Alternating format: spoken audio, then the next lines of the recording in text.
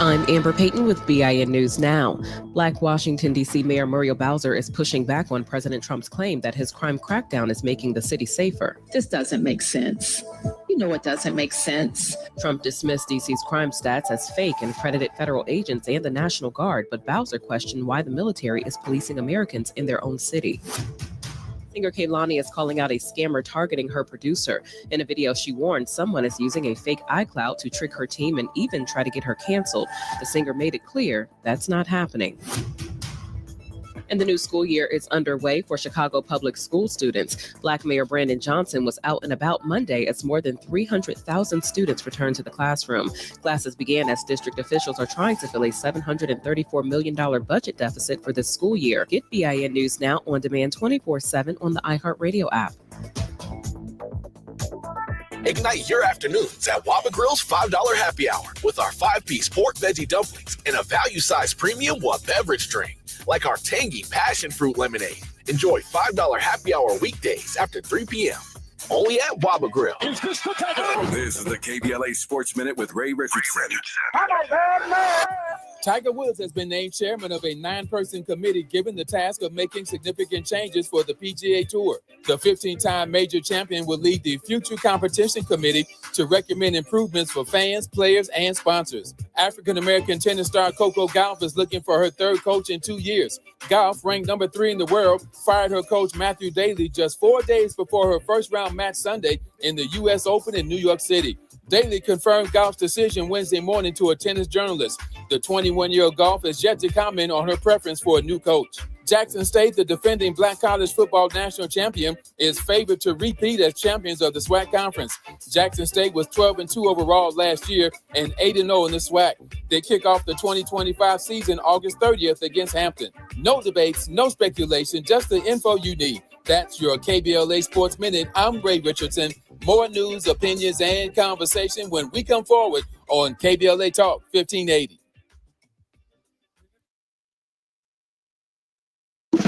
Are you ready to be a part of the conversation that will help shape our nation's future? Get ready to join us for the Left Coast Forum, Saturday, October 25th at LA Trade Tech, where progressive voices will come together to tackle the issues that matter most to working families across Los Angeles and beyond. From economic justice to climate action, from healthcare to housing, we're bringing together the brightest minds and most passionate advocates for real solutions and real change. With workshops, 2 major keynote addresses, and a closing reception with great music and good food. It's the Left Coast Forum, where your voice matters and your ideas take action. Saturday, October 25th at LA Trade Tech. Brought to you by KBLA Talk 1580 and the LA Progressive. The future won't wait, and neither should you. Mark your calendar now to be there and be heard. Stay tuned to KBLA Talk 1580 for more details.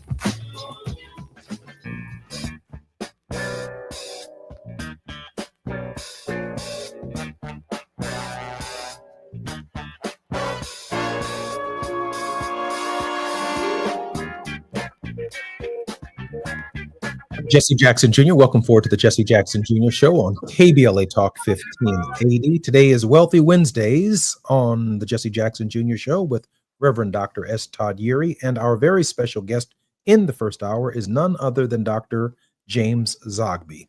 A lot of amazing breaking news in the Middle East today, and I'm so grateful that Dr. Zogby is giving us his time. Dr. Zogby co-founded the Arab American Institute in Washington, D.C., an organization which serves as the political and policy research arm of the Arab American community in 1985 and continues to serve as its president. He is director of Zogby Research Services, a firm that has conducted groundbreaking surveys across the Middle East.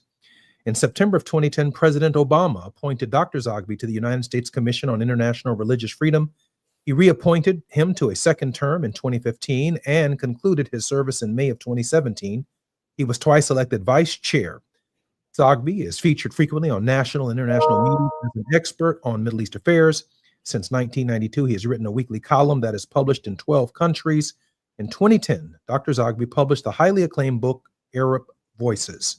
In 2013, ebooks looking at Iran, the rise and fall of the Iranian Republic opinion, and 20 years after Oslo are drawn from his extensive polling across the Middle East, with Zogby Research Services. Dr. Zogby was also the deputy campaign manager and senior advisor to Reverend Jesse Jackson's presidential campaign in 1984 and 1988, and led the first ever debate on Palestinian statehood at that year's Democratic Convention in Atlanta, Georgia. Dr. Zogby, welcome forward to the Jesse Jackson Jr. Show. Thank you. But we need to add to that the first ever and last ever debate on Palestinian issues at the Democratic Convention. They never done it since. That's that's amazing news in terms of educating the American people on what's taking place in that part of the world. Dr. Zogby, why don't we use this opening segment of our show to bring us up to date on the peace processes or the lack thereof that are taking place in the Gaza, in the Middle East, and the general climate that is obviously developing even as we speak in the Gaza at this hour. We have about 4 minutes before our break. There's a full-on Israel offensive in Gaza City. They seem to want to reoccupy Gaza, having learned no lessons from the last 50 years. At the same time, there's an aggressive push in the West Bank, led by both settlers who are terrorizing Palestinians out of their homes and villages, sequestering them, denying them access to their lands, and building new settlements. The result is a desire on the part of the Netanyahu government to seize full control, not just nominal control, but full control of the West Bank and Gaza, to claim it as the land of Israel, as they say. It is a disaster, and there are no restraints because the restraints would have to come from the United States, and the U.S. is unwilling to do it. Not just Trump, but Biden was as well. And so we've created a kind of an impunity where the Israelis do what they want to do and know that no one's going to stop them. And so they just keep doing it. And it's a disaster, not just for Palestinians, but I would say people need to pay attention. Those who say they like Israel or care about Israel, another generation of young Israelis growing up with having served multiple tours of duty, committing atrocities, is going to take a toll on Israeli society in the future. We've seen it from Vietnam. We saw it with the Iraq and Afghan veterans, and Israel's about to experience it. They've never had a war that's lasted this long, and these kids are going to be maimed and do terrible things to themselves, to their families, and to their society in the years to come. It is a violent society that is getting more violent, and it is a disaster for everyone. Jim, the consequences of a wider conflict as a result of the Israeli occupation in the Gaza and the expansion of settlements to the West Bank certainly have been something that you've given some thought to. And can you share with us what the consequences are? I think the consequences are at home in Israel, and there are obviously consequences for Palestinians who feel no hope, who are getting more desperate, who are ultimately going to explode in the West Bank, as we've seen time and time again.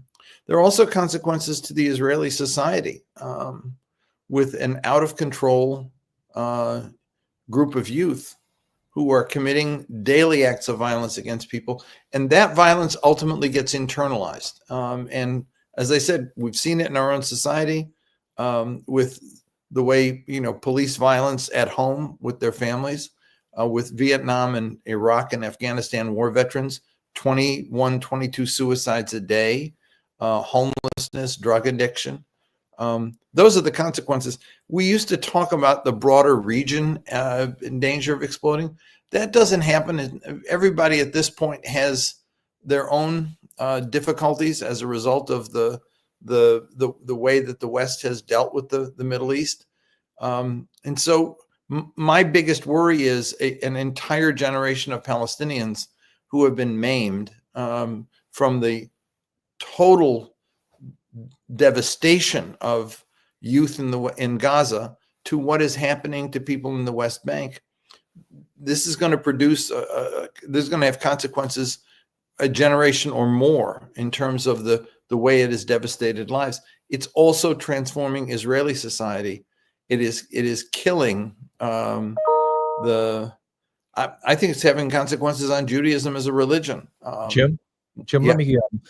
This is Jesse Jackson Jr. You're listening to KBLA Talk 1580. When we come forward, more with Dr. James Zogby. Yeah. While you're stuck in traffic, we can at least bring you up to speed on the news of the day. You're listening to Jesse Jackson Jr. only on KBLA Talk 1580.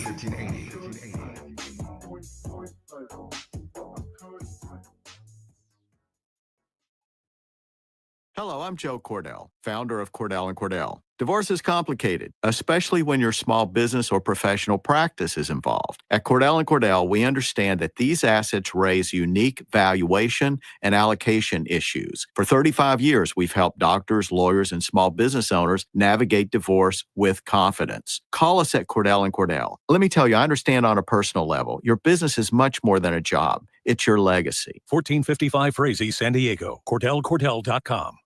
Hey, listen to this. All I needed was a new starter. Got a great deal on eBay. Did it myself. Yeah, that's cool. But how about the soft purr of an upgraded exhaust when it fits just right? For me, it's the little things, like these new windshield wipers from eBay I installed. From small fixes to big upgrades, eBay has all the parts you need at prices you'll love. Guaranteed to fit every time. eBay. Things people love. Eligible items only. Exclusions apply. Febreze. It's a classic odor tale. You fried fish for dinner, cleaned up, but the smell is still in the house. And the neighbors are coming over for game night. They're on their way. And then you spray Febreze Air Mist. Febreze Air starts working instantly to fight even your toughest odors, so you go from fish to fresh like that. Now, all you have to worry about is Pam cheating at charades. Breathe happy, Febreze, la la la la la. Paul's new drone startup just lost its most genius computer scientist. We just lost our best genius to some new genius who's got a genius new idea. I'm going to have to find a new genius or two half geniuses and fast. He needs a computer scientist that can keep his startup from falling down. I need Indeed. Indeed you do. When you sponsor a job on Indeed, it's easier for talented candidates to find it, which makes it easier for you to hire them. Visit Indeed.com/credit and get $75 towards your first sponsored job. Terms and conditions apply. The following is a paid advertisement by Family Vacation Getaways with the purpose of soliciting sales of vacation ownership. For complete details, please visit FVGradio.com. If you want a 100% complimentary stay at a luxury resort in Cancun, airfare not included, then Family Vacation Getaways is your ticket to paradise. See website for complete details. We're giving away 5 days and 4 nights to the first 50 callers who can name an animal that lays eggs and is not a bird. An animal that lays eggs and is not a bird. Do you know it? Call now, 800-868-6431, 800-868-6431. You're also eligible for an exciting bonus vacation to Orlando, Florida for just $498.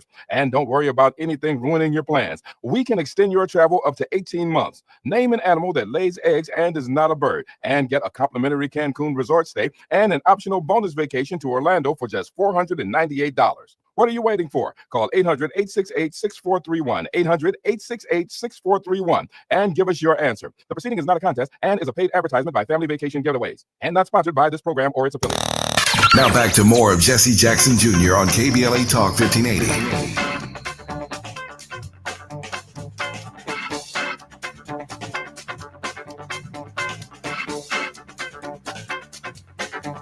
I'm Jesse Jackson Jr. Welcome forward to the Jesse Jackson Jr. Show. For the past 3 decades, Dr. Zogby has served in leadership roles in the Democratic National Committee.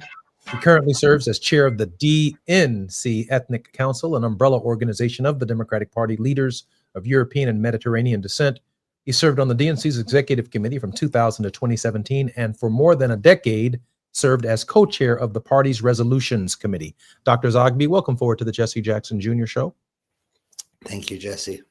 Dr. Zogby, in the Middle East, increasingly, whichever side of the conflict one might find themselves on, people are growing impatient with Hamas.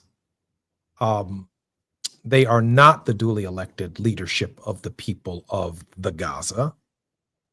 The people themselves find themselves somewhat between a rock and a hard place. Obviously, the military machinery and the policies of Benjamin Netanyahu, and in their own midst, people who are largely responsible for what happened on October 7th are poor children, poor families, poor women, and even starvation in their midst. Today or yesterday, I believe it was reported that a number of Arab nations have expressed their great displeasure and impatience with Hamas. Dr. Zogby, your thoughts? Look, I opposed Hamas in 1988 when it was first getting going. And during the 90s after Oslo, when they turned to terrorism, outright terrorism, and strapping bombs on teenagers and sending them into pizza parlors or places of that sort to sabotage the Oslo process. They were a problem, a real problem. The problem is that while they were being armed, the Palestinian Authority and PLO were being disarmed, and the U.S. was encouraging them to squash Hamas, but giving them no credibility in governance. I mean, Israel kept a tight rein on the Palestinian Authority, denying them the ability to import and export freely, denying them the ability to grow in terms of building new housing, taking more land, building more settlements, discrediting them every day of the week. Meanwhile, resentment among people turned toward Hamas, saying, you guys are in power but done nothing, but these guys are fighting every day. Many went with them. So when the election happened in 2005 and Hamas won, because number one, the Fatah, the opposition, the mainstream of the Palestinian Authority was divided, and two, they were discredited. So it was a classic throw the bums out election. We polled that election. And what people were saying was, you guys had 10 years to deliver and you did nothing. Let's give these guys a chance. Well, Hamas behaved badly once they took control. They thought that they'd both be governance and a revolutionary guerrilla movement. And it ended up backfiring on the Palestinian people. What Netanyahu did was saw an opportunity to play Hamas off against the Palestinian Authority. And so he would deny prisoner exchanges to the PA, the Palestinian Authority, meanwhile giving prisoner exchanges to Hamas. He almost built them up and then periodically would punish them. But the result was that they gained credibility and the PA lost credibility. In polling we do, the people in Gaza want nothing to do with Hamas at all right now, and have not for a long time. The devil they knew is the devil they didn't want. But in the West Bank, people are more favorable toward Hamas because the devil they know is this discredited Palestinian Authority that Israel has made look weak. And given them no slack at all. So I am frustrated with Hamas. I'm furious with them, the decisions they've made. But if people wanted serious leadership, you have to support the people you want to be the leaders. And Israel has done everything it could to support Hamas in the early years and discredit the Palestinian Authority. And the U.S. has done nothing to change the dynamic. We did not help build up the PA. We went along with Israel when they were building settlements, seizing territory, and denying the PA the funds that they deserve. There was an agreement made in '94 that Israel would collect the taxes for the PA and then give it to them. Israel's been holding that money up monthly, making demands on the PA, how they want them to spend it or not spend it. That's not a way to earn credibility or help a group you want to be in power to be credible. Bottom line is, want Hamas to go, but we need an alternative. And the way we get an alternative is by building it up. Instead, what we've done is we've let it be ground into the ground, and it's not helpful at all.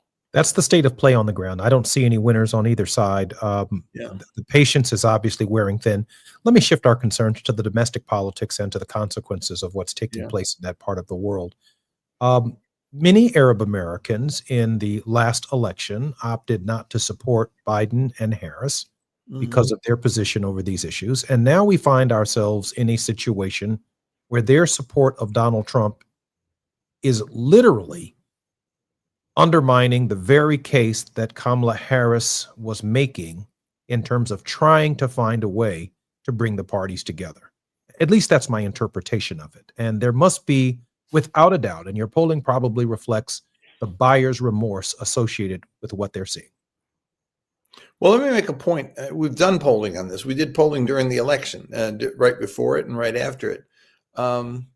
The overwhelming majority didn't vote for Trump. It was a kind of split, with a lot of people staying home. That was the problem. People just staying home, because Harris didn't meet with anybody in the community. Didn't meet with them at all. Biden never met with Arab Americans in the 4 years he was in office. Never once. Wow. 22 months of a god-awful war, no meetings at all, no discussions at all. Wow. And when we asked Harris for a meeting, I got a call one day, said, she'll meet with you in Flint, but you only got a minute with her. I said, I'm not flying to Flint for a minute, and you can't go more than a minute because we got to break away. I said, I'm not doing it. That's not, that's not a meeting with the community. That's not serious. And so, yeah, it was frustrating. I mean, bad advisors. She spent days with Liz Cheney, no votes there, but wouldn't meet with people who might have supported her and helped her. And I don't mean my community only. I mean a lot of different people. Why didn't she tour Pennsylvania with a union leader? Why didn't she tour Pennsylvania with black leadership? Why did she do it with Liz Cheney, moderate Republican women, the consultant class and their ideas? So let me say another thing. If every Arab American in Michigan voted for Kamala Harris, she still would have lost Michigan. That's how big the margin was. If every Arab American in the country had voted for Kamala Harris, she still would have lost the popular vote. That's how big the margin was. We didn't lose the campaign. They lost the campaign. They made bad decisions, and I refused to accept response. I endorsed her. I bit the bullet. I went to Pennsylvania, Michigan. I confronted my community and endorsed her. But they did not help us at all, and frankly, didn't help themselves at all. This is a badly run campaign. But still prescient beyond the Arab American community and the Arab American vote. Yeah.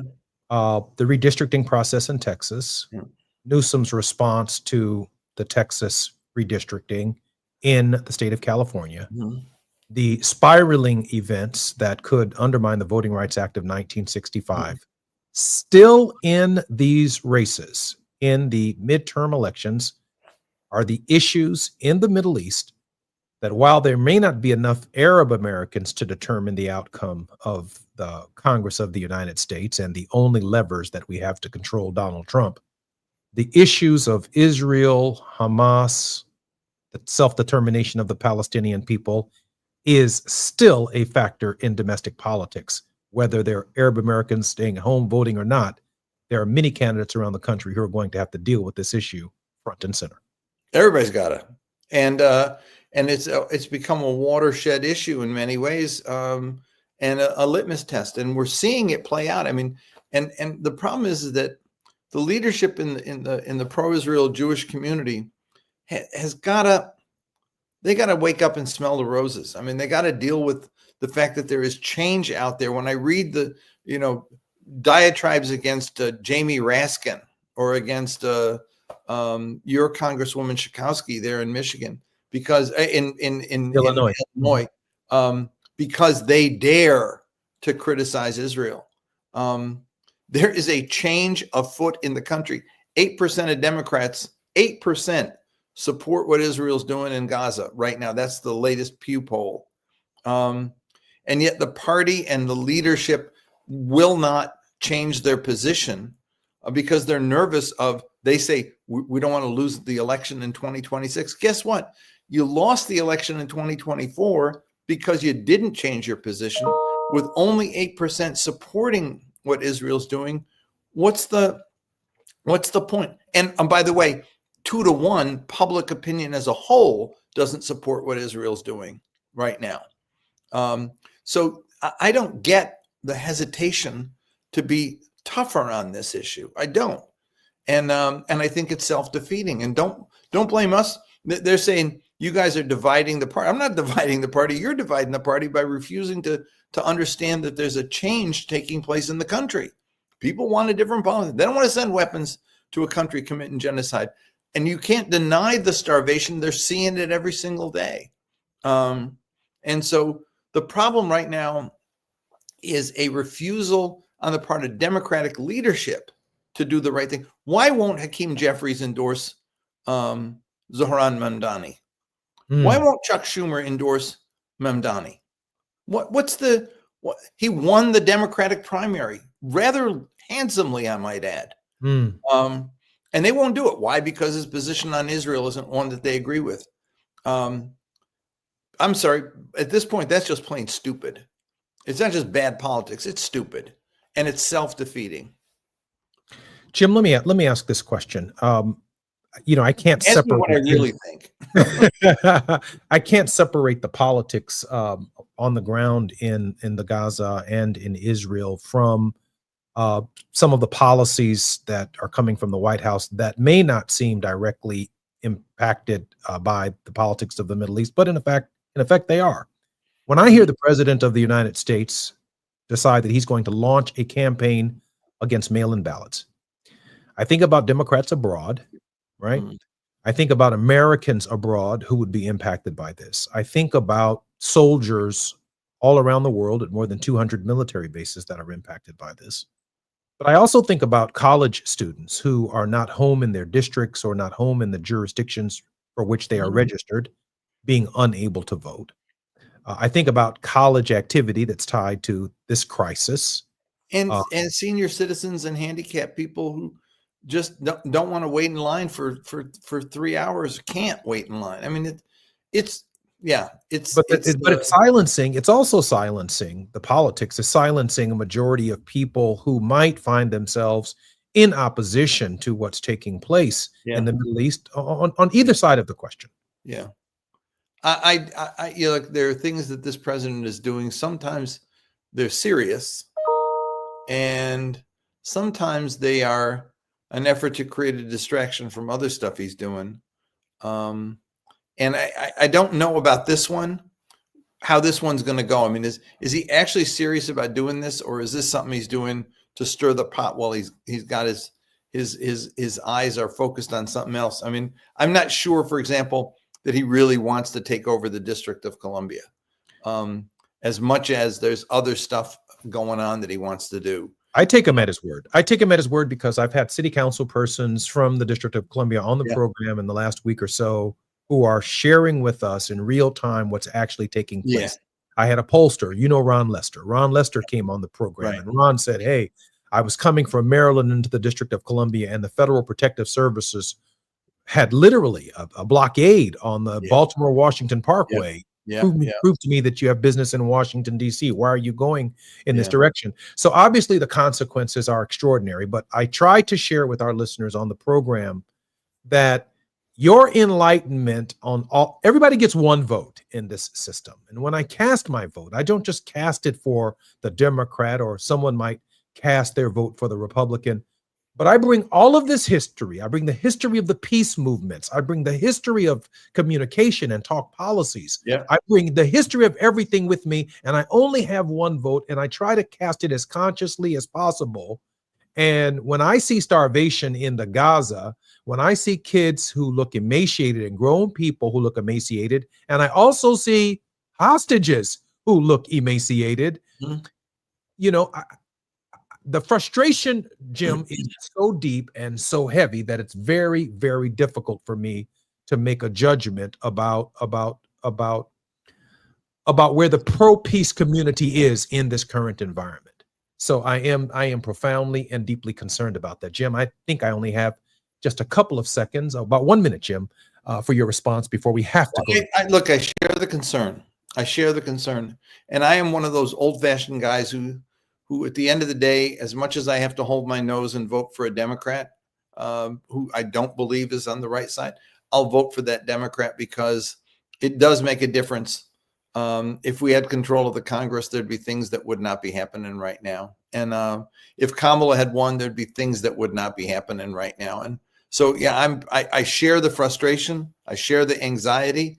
But at the same time, as bad as the choices might be, make it a little bit better or stop it from getting a little bit worse, that's what I got to do. I've never been that kind of, I've never been on a suicide mission to get it. Prove my purity. I'm Jesse Jackson Jr. This is KBLA Talk 1580. More with Jim Zogby when we come forward. The biggest names. The best conversations. You're riding with Jesse Jackson Jr. on KBLA Talk 1580.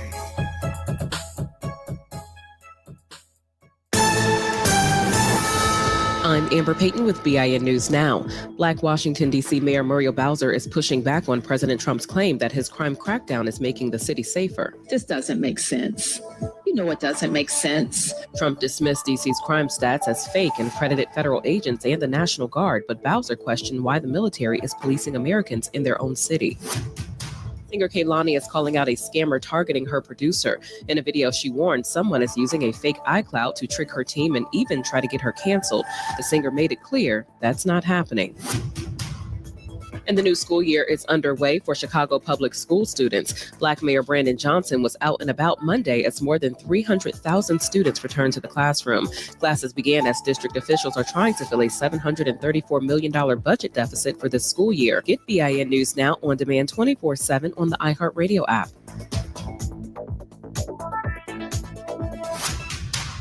In Irwindale, it's Ignite your afternoons at Waba Grill's $5 happy hour with our 5-piece pork veggie dumplings and a value-sized premium beverage drink, like our tangy passion fruit lemonade. Enjoy $5 happy hour weekdays after 3 p.m.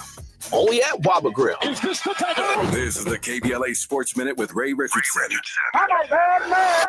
Tiger Woods has been named chairman of a 9-person committee given the task of making significant changes for the PGA Tour. The 15-time major champion will lead the Future Competition Committee to recommend improvements for fans, players, and sponsors. African-American tennis star Coco Gauff is looking for her third coach in 2 years. Gauff, ranked number 3 in the world, fired her coach Matthew Daly just 4 days before her first-round match Sunday in the U.S. Open in New York City. Daly confirmed Gauff's decision Wednesday morning to a tennis journalist. The 21-year-old Gauff is yet to comment on her preference for a new coach. Jackson State, the defending Black college football national champion, is favored to repeat as champions of the SWAC conference. Jackson State was 12-2 overall last year and 8-0 in the SWAC. They kick off the 2025 season August 30th against Hampton. No debates, no speculation, just the info you need. That's your KBLA Sports Minute. I'm Ray Richardson. More news, opinions, and conversation when we come forward on KBLA Talk 1580.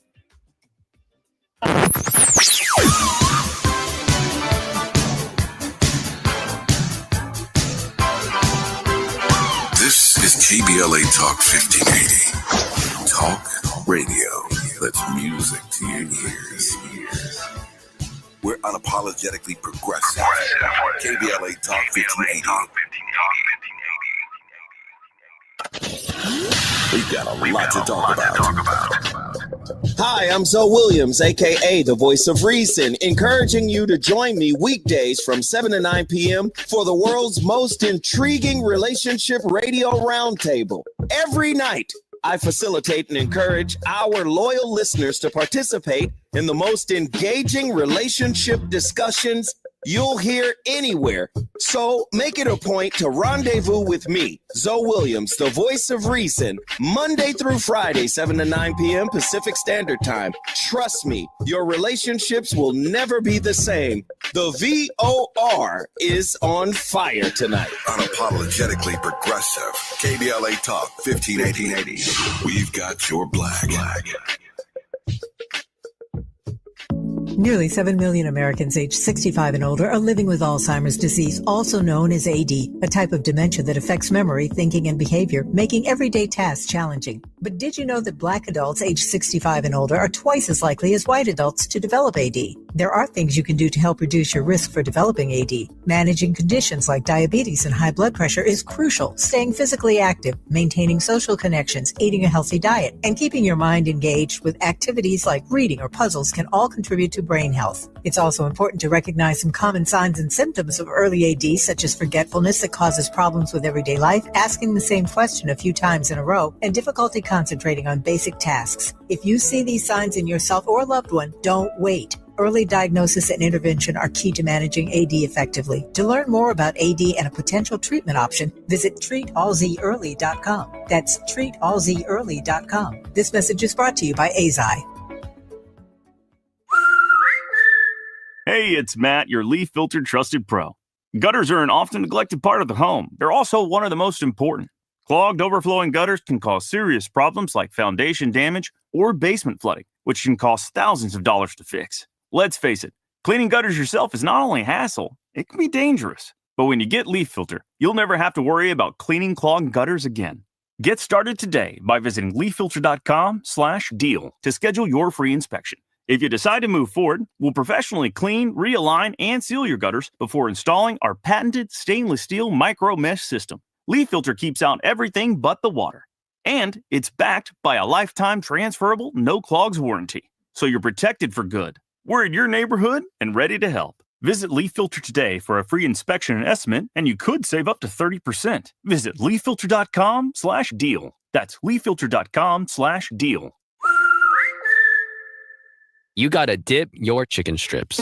Hey, this is Kiani. And this is Tabitha. And a little thing we love about Chick-fil-A chicken strips is all the different sauces we can dip them in. I like to line up all my favorite sauces so that in every bite, I have a different flavor. Then with the tenderness of the chicken, the juiciness of it, it's all there. And for me, I like to mix my sauces so I get a little tang and I get a little sweetness all in one bite. That's what makes it for me. Like, that's what does it for me. That's what I'm saying.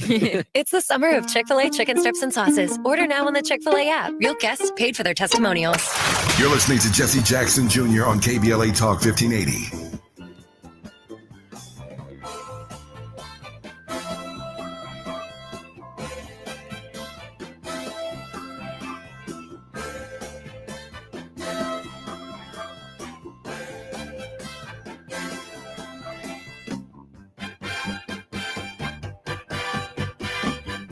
I'm Jesse Jackson Jr. Welcome forward to the Jesse Jackson Jr. Show on KBLA Talk 1580 in this hour. And for the final two segments of this hour is none other than Dr. James Zogby. Dr. James Zogby is one of the nation's leading authorities on all issues in the Middle East, more specifically, the Gaza, the West Bank. And we are so grateful that he is spending his time with us this afternoon. Dr. Zogby, welcome forward to the Jesse Jackson Jr. Show. Thank you. I just wish that the Biden administration felt the same way. We tried to talk to them, and they just, unlike previous administrations that would call me in, call Arab Americans in, talk to us, nothing. Zero. To what do we owe that, though? Why did the Biden administration turn their back on the conversation? I had a conversation with Bill Clinton about it one time. He said, he called me and he said, Biden dealing with you people. And I said, we haven't had a meeting or a phone call, nothing. What? He said, I can't believe it. And I said, look, the Ukraine war has been going on for how many years now? He hasn't met with the Ukrainians either. And it was like, Clinton kind of spoiled us, because he actually would call people in and talk. He made bad decisions, but he talked to people. Obama didn't talk to people either, tell you the truth. But Biden was, I think, more insulated than any president in my lifetime that I've dealt with, and didn't meet with anybody. For input. And so partly I think it's because he thought he knew everything, and his people, like Jake Sullivan and stuff, thought they were the cat's pajamas. But I think it also might be due to the fact that he was maybe just not fully in control of his functioning. I remember one time we met with Reagan and we walked in the Oval Office. I was with Casey Kasem, myself, and a couple of other Arab American leaders. And we were shown X's on the rug, told you stand here. President's going to come over, shake your hand. Do not talk to him or ask him a question. This is a photo op. Well, Reagan looked at Casey and recognized him and said, Casey, how are you? What do you got today? And Casey asked him a question about Lebanon. You could have seen these staffers in the Oval Office. They just literally flew across the thing to separate because they didn't want Reagan off script, right? And they didn't know what he'd say. I think that's kind of where Biden was. They were afraid of him saying or thinking or doing something that was off script, because I just don't think he was in control. You I don't know. One of the great challenges, Jim, let me be clear. I'm for peace. I'm just for peace. I mean, it's at the core of my religion. It's at the core of my thinking, right? So I believe in Israeli security, but I also believe in Palestinian security. Yeah. I believe both people should be secure. Now, in the middle are human beings, both Jewish and Arab and Muslim. And But Christian. the idea that we must treat each other based upon a human rights standard on both sides matters to my argument. I mean, I don't like what happened on October 7th. I do not like starvation in the Gaza. There is a dehumanization process that is taking place. And I think that the guilt of that, I think we probably all agree, is Hamas is at the center of it. And it certainly allows Netanyahu to use this moment when he should be focusing on his own domestic legal issues to distract, which is exactly what Donald Trump is doing, from the Voting Rights Act to the Smithsonian to the DEI. He's distracting us away from his involvement in, obviously, the Epstein files. So, I mean, at some point in time, if I were Martin Luther King Jr., peace has to be put back on the table. And what I know about Jesse Jackson is we have to risk for peace.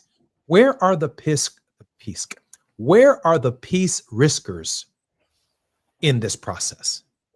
Who's risking for peace, Jim? I know you've gone to the Middle East with Dad. Look, in those meetings. I think that there was the meeting in Colombia, Bogota, a couple of weeks ago. 18 nations call themselves the Hague Group. Very strong statement and policies calling for an end to the war, end to starvation, and saying that their countries will not be used to ship arms to Israel. And calling on nations to recognize Palestinian independence, but also to take concrete steps to dissociate from Israeli policy.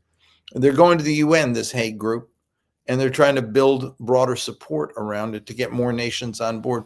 You will not get the United States on board, but my hope is, look, Germany suspended arms shipments. Britain is suspending arms shipments. Spain has suspended arms shipments. Ireland is boycotting products from the occupied territories. There is a movement afoot to, I think, change the dynamic, but it will ultimately require the United States. And I think in this mix, targeting Israel is one thing, but it's targeting the United States. The Arab nations and the European nations, if they want peace, have to be as decisive in dealing with the United States on Gaza and the West Bank as they are in pressing the United States on Ukraine. And that means saying to Trump, saying to Biden, saying to whoever, you cannot continue to allow this. You can't allow this to continue to be happening. I don't know if the United States is seen, Jim, Dr. Zogby, any longer as a honest broker. It's not. It's just not an honest broker. And right. It wasn't with Biden either. It just Yeah. wasn't. And so the question is, will nations take measures? I mean, Trump will he will put a tariff on Brazil because his favorite guy down there is being prosecuted for outright corruption and illegal acts, threatening the International Criminal Court because they're taking action against Netanyahu. Who will take action against Donald Trump? Who will take action against the United States? Who will say to the United States, we're going to sanction you. We're going to tariff you because you are funneling support to allow genocide to continue. And I would hope, I mean, look, there's a growing body of opinion in the Jewish community that feels the same way, that says we've got to stop what Israel is doing to Israel, to the Jewish faith, to the Jewish people. And that's going to require action. And the action's got to come here. It's got to be the U.S. that is made to pay a price for this. I'm sorry, but that's where we are. I think the action's also on the ground in Israel. And I had a meeting with a prominent member of the Jewish community who talked about opposition on the ground in Israel. They don't make the news from us here. Yeah, they don't make the news, but they've been challenging the judiciary. They've been challenging Netanyahu's legitimacy. They've been challenging the non-pro-peace forces within Israel. They don't have the microphone, but they're arguing for coexistence. And I leave enough room in my thinking for an acknowledgement of the negative actors and the bad actors and the horrific actors, a criticism of them, and but I also leave enough room in my thinking for the possibility of coexistence. Back when I was working on the project with Vice President Gore in the first 4 years of the peace process, I'd go there a lot, almost every month. And I met with very prominent leaders in the Labor Party and in the peace movement. And they would say to me, we keep telling the government, you cannot build a new settlement. You cannot do this, because if you do, the U.S. will take action against us. And that threat that the U.S. might take something against Israel if they did the wrong thing was a restraint that actually made a difference for years. Mm-hmm. There is no restraint. And when there's no restraint, the peace movement dies. I've argued that sanctions or punishment against the Israeli government will strengthen the peace movement in Israel. It will strengthen the Jewish peace movement here in America. Doc, because there will be consequences to bad behavior. Doc, but no consequences, bad behavior continues. I'm Jesse Jackson Jr., listening to Dr. James Zogby on KBLA Talk 1580 on the Jesse Jackson Jr. Show. More when we come forward. While you're stuck in traffic, we can at least bring you up to speed on the news of the day. You're listening to Jesse Jackson Jr. only on KBLA Talk 1580.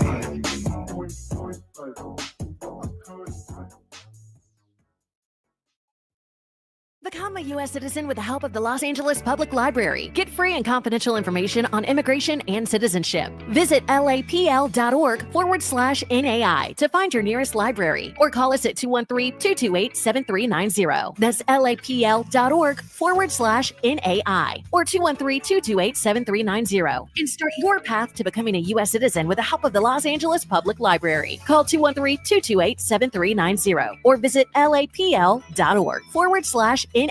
Which varies by plan, view contracts and exclusions at endurancewarranty.com. This is an announcement to all United States vehicle owners who own a 2003 or newer vehicle with a manufacturer's warranty about to expire, or no warranty coverage at all. With a struggling economy and the cost of living on the rise, Endurance is now offering an affordable, low-cost vehicle coverage plan to the general public. As of today, you could be one of millions of drivers that now may qualify to have your vehicle protected under this coverage and have all future covered auto repairs paid directly to the repair shop for you. You pick your plan. You pick your deductible. You even pick the repair shop. Roadside service, towing, and rental coverage is included. Get your vehicle protected now and save your wallet from costly vehicle repairs. A toll-free number has been established for you to call for your free 5-minute quote and to see if you qualify. The number to call is 800-290-6207. 800-290-6207. Again, that's 800-290-6207. KBLA Talk 1580. We've got a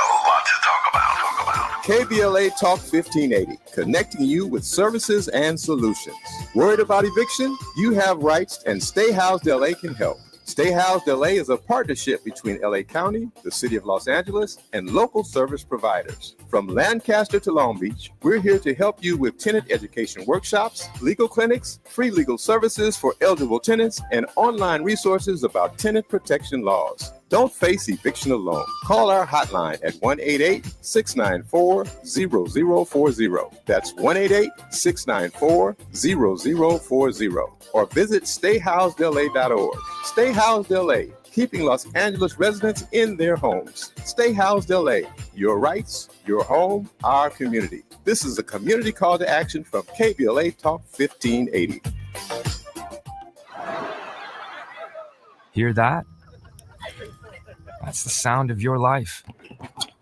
Perfectly imperfect. Beating in rhythm to the world you've created. But every time you drive after drinking, music gets drowned out. Your life sounds pretty great. Don't let a buzz ruin it.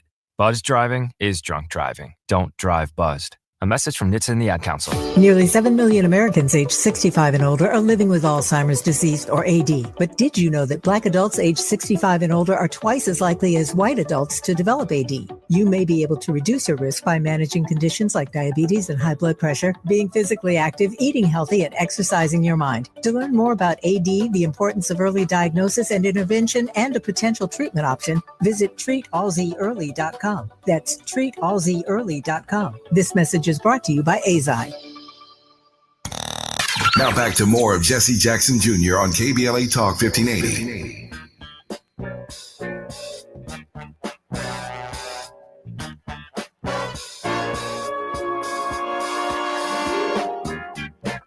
I'm Jesse Jackson Jr. Welcome forward to the Jesse Jackson Jr. Show on KBLA Talk 1580. My very special guest in this hour is the preeminent Middle Eastern scholar, thinker, pollster, and the person who's up on current events for the Jesse Jackson Jr. Show in the Middle East is Dr. James Zogby.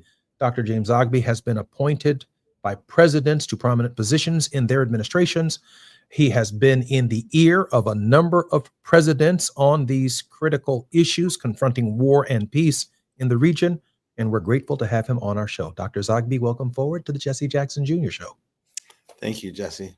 Dr. Zogby, this is our final segment, and towards the end of this, these brief questions that I have for you, I always ask for a word of hope. And I want to give you a heads up that I am going to ask you for a word of hope, because I must be candid with you. In that part of the world, looking at the news today that a new Israeli offensive in the Gaza to take over Gaza City has commenced, I just don't see any hope. And so before we get to that word of hope that maybe you can help us find, let me ask this question. I once listened to a song by Sting, and I think the title of the song was called Russians. And there's this great line in it that I remember from high school where he said that the Russians love their children too. Mr. Khrushchev, we will bury you. But I hope that the Russians love their children too. I mean, I just have to believe that Israelis love their children too, and that Palestinians love their children too. And therefore, we really can't just go nuclear on each other. That if we push ourselves back from the brink of this abyss, that coexistence is somehow possible. But it's something, Dr. Zogby, that I think we're going to have to risk for. Now, I've talked about American players who might risk for peace. You didn't name any, which is pretty interesting because I know my dad would have.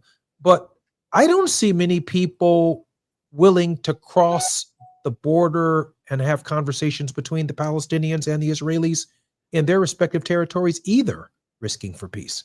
I mean, we can do that here. That's a luxury. But there, on the ground, Dr. Zogby? Well, there are lots of efforts of that sort, both there and here, between Arabs and Jews, and there Israelis and Palestinians, no doubt. And a number of them make a difference with each other.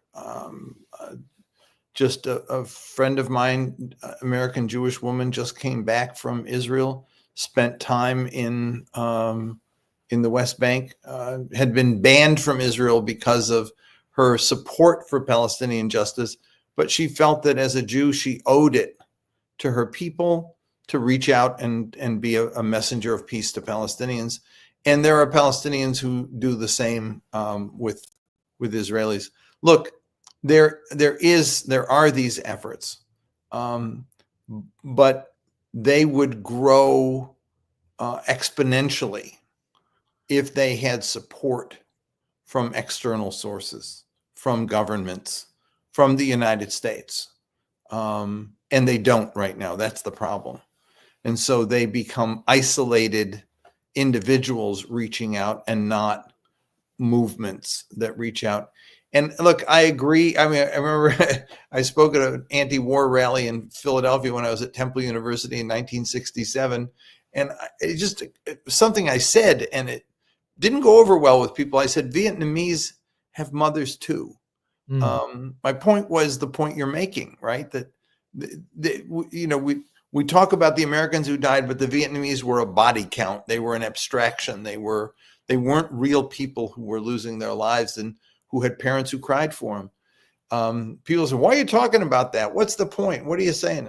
I knew what I was saying, and I mean that now. The problem now is not that Palestinians don't love their kids or that Israelis don't love their kids, but that Israelis don't love Palestinian kids.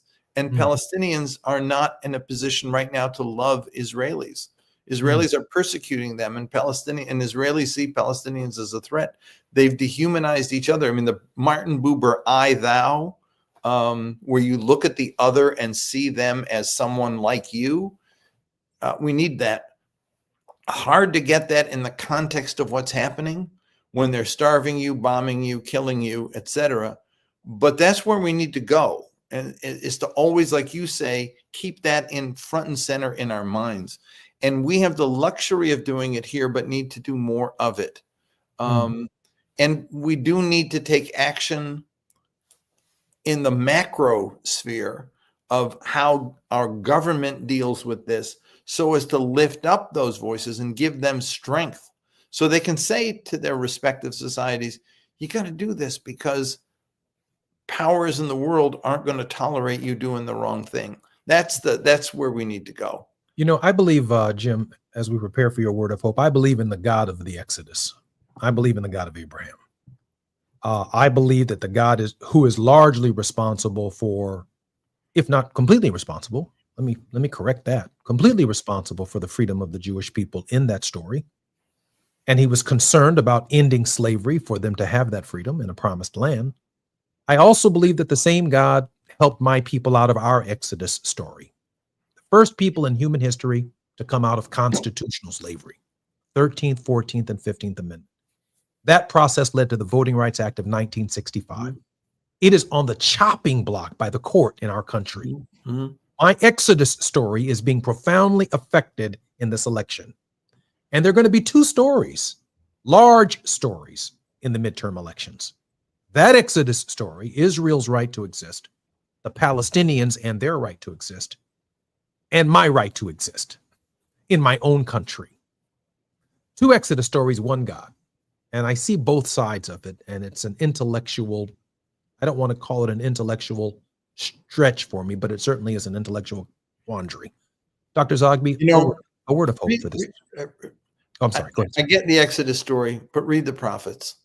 And Elijah, and read Isaiah, read Jeremiah. And what I loved, I did my doctoral dissertation on Palestinian poets in Israel, the citizens in Israel, who had merged together their faith with Judaism and with Christianity and used the symbols of all three. And there's the prophet, they have Isaiah speaking to Tel Aviv and saying, why are you doing this? The prophets in the Old Testament are constantly challenging the Israeli people to do better, to not covet other people's lands, to not covet. The story in Kings of Ahab being punished because he stole the land of the farmer in Hebron because he coveted it. And God said, when you die, your flesh is going to be eaten by dogs because you've stolen the land of another. The prophets in Israel did not accept whatever you want to do goes. They said, the will of the God who gave us freedom wants us to respect the stranger in our midst and not punish them. And so Israel's killing that tradition. They're killing that tradition. And sorry, I mean, I think there is a case in religion, and this hits home. No, you actually helped me. You actually helped me strongly here about this. That and it's interesting to read the Palestinian poets in Israel because in my dissertation I made reference to W.E.B. Du Bois and the souls of Black folk because he asked the question. Du Bois asked the question: where do you find the soul, the heart of America? You find it in those most oppressed. And that's where you find the soul of Israel is in the Palestinians, citizens of Israel, the ones most oppressed in that society. They're the ones who reflect the tradition. Now, you want to, we're going to break. I'm going to tell you. I don't think I think our word of hope was, I think that was it, Dr. Zogby. No, the hope is young people. Yes. I'm seeing young people in this country with a very different mindset, not just about the world and Gaza and Palestinians, but here at home. It's a very different outlook they have. And I do not think that when they get older, they get jaded. This is a global consciousness that will not evaporate. Young people are going to ultimately take us in the direction we need to go. Dr. Zogby, thank you for being a guest on the Jesse Jackson Jr. Show. Thank you for inviting me. Dr. Zogby, you're always welcome. I'm Jesse Jackson Jr. When we come forward, more with Wealthy Wednesdays and Dr. S. Todd Eury. KBLA 1580 Santa Monica.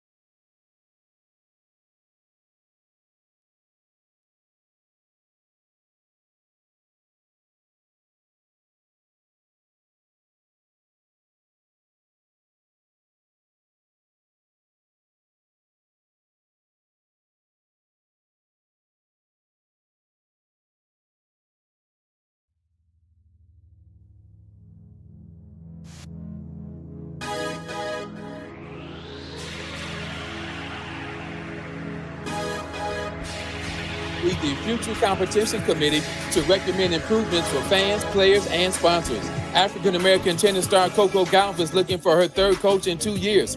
Gauff, ranked number 3 in the world, fired her coach Matthew Daley just 4 days before her first-round match Sunday in the U.S. Open in New York City. Daley confirmed Gauff's decision Wednesday morning to a tennis journalist. The 21-year-old Gauff is yet to comment on her preference for a new coach. Jackson State, the defending Black College Football National Champion, is favored to repeat as champions of the SWAC Conference. Jackson State was 12-2 overall last year and 8-0 in the SWAC. They kick off the 2025 season August 30th against Hampton. No debates, no speculation, just the info you need. That's your KBLA Sports Minute. I'm Ray Richardson. More news, opinions, and conversation when we come forward on KBLA Talk 1580.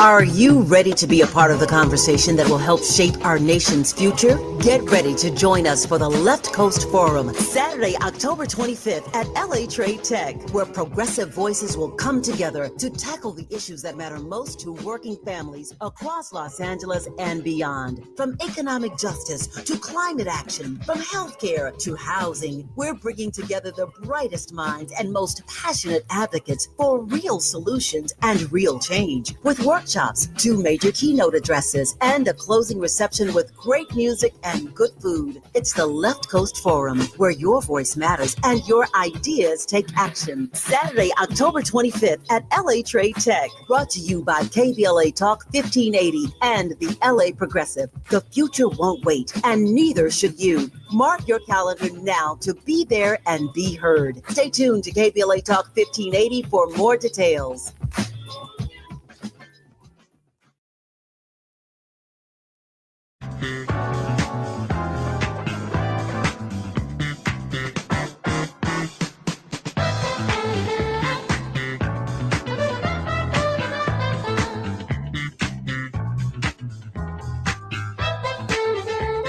I'm Jesse Jackson Jr. Welcome forward to the Jesse Jackson Jr. Show on Wealthy Wednesdays, where none other than Reverend Dr. S. Todd Eury, principal of the Eury Firm, a Maryland-based litigation and government relations firm who also serves as the senior pastor of the Douglas Memorial Community Church of Baltimore and affiliates. Dr. Eury is one of our most thoughtful contributors on the Jesse Jackson Jr. Show, and we got a whole bunch of them.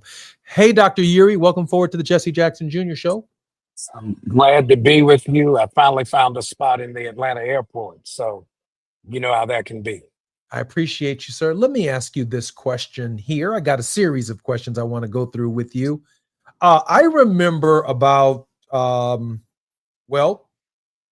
remember when Donald Trump asked for 11,700 votes out of Georgia 4 years ago. Mm-hmm. And now I see that he needs 5 congressional votes out of Texas. This is the same guy that said that the system is rigged against him, but he's constantly asking for governors to provide him with votes that he clearly has not earned. Dr. Uri, you know we have a break at the top of the 10. So give me your initial thoughts on where this is going with the Voting Rights Act of 1965. Well, you've got two fronts that we are actually defending at the same time. One is litigation. The other is actually participation. When we think about what this administration is trying to do with politically gerrymandering states, is really trying to change the legislative outcomes, because he knows in his second term, if he doesn't maintain control of the House, he's going to have problems with his spending objectives, right? What does he do with public money? The issue with the Voting Rights Act is the accountability on racial gerrymandering, which has kind of taken on this nebulous sort of form, as if we can't tell that the intentions and the objectives of the redrawing of maps has a racial effect, if not a racial intent attached to it. And so it is the combination of what happens when disaffected people find themselves frustrated and they don't participate. And then you give a president 3 appointments, 3 nominations to the high court, and then you give him a second term when the first term was a disaster, and then you hold on for the ride like it's a roller coaster at Six Flags and pray that you don't, lose your stuff, because that first drop when you get to the top is steep and it's serious. Yeah, I'm convinced of that. I think that it's quite possible that before this term is over, or before December, Barbara Arnwine is profoundly concerned that the Voting Rights Act, as we know it, could be stricken down by the court, which means the idea of majority-minority districts, the idea of taking race into account as a factor in the construction of state legislative, state senatorial, congressional districts could be deemed unconstitutional, forcing not just a mid-decennial restructuring of congressional districts in the states that are willing to go toe-to-toe with Governor Abbott, but forcing states who have plans that have complied with the Voting Rights Act of 1965, whether they want to or not, to engage in a mid-decennial restructuring based upon lawsuits offered by the Department of Justice. Your thoughts on that, Dr. Uri? Yeah, here's the challenge with the current attacks on VRA. Section 2, these arguments have been basically over who can actually bring suit. And so the fight has been over whether or not individuals have standing to bring challenges under the Voting Rights Act, Section 2, where in some instances you've had local branches of the NAACP, other civil rights organizations. That's the fight that's going through now. The only enforcement mechanism for the VRA is going to be by the federal government. Then you ought to be really concerned, because the current structure of the Justice Department has zero interest in protecting anything called civil rights. And so if this fight before the courts does not protect the people's right to bring their grievances and have them heard before a tribunal, we will then be subject to the whims, as we see from your first question, of whatever the government decides is the way reality is going to be. And that is the beginning of the erosion of this republic, this democratic form of government, this democracy as we know it. Barbara Arnwine said yesterday, and she was very clear, that nearly 85% of cases since the 1965 Voting Rights Act were brought by individual plaintiffs. The court has already ruled that these individual plaintiffs can no longer bring suit against the VRA, meaning the Department of Justice, as Dr. Yeary has just suggested, is the only entity that can bring them. And it is clear that the Trump Department of Justice has no interest in bringing these cases, and the profundity of what it could mean. The end of Second Reconstruction could very well look like the end of First Reconstruction, when we had large numbers of African Americans and others elected to represent the interests of their constituents.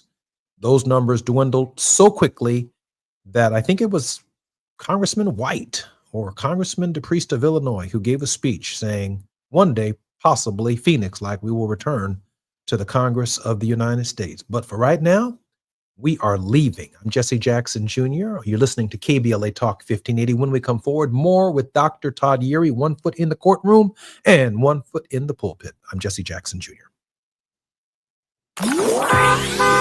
It's afternoon drive time with Jesse Jackson Jr. Only on KBLA Talk 1580.